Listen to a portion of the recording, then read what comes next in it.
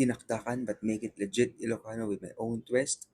Creamy, smoky, asim-asim at pang-legit na pulutan. Warning, hindi ito diet food. Start with maskara ng baboy or pig's face. This is where the flavor really begins. Pakuluin natin with ginger, garlic, laurel leaves, whole black pepper, salt, and patis. Boil for around 30 to 45 minutes or hanggang super lambot. Dapat madaling hiwain, hindi rubbery.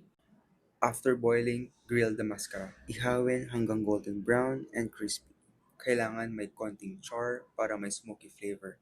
Once grilled, hiwain natin ng thin slices. Ayoko ng sobrang kapal, dapat bite-size, madaling nguyain. Add chopped onions, ginger, and green long chilies. Dito na pumapasok yung freshness at konting anghang. Now for the dressing. This is the soul of dinakdakan.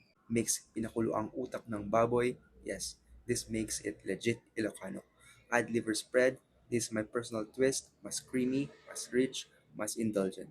Add vinegar. Mas masarap kung sukang Iloco. Then season with salt and pepper to taste. Adjust mo depende sa trip mo.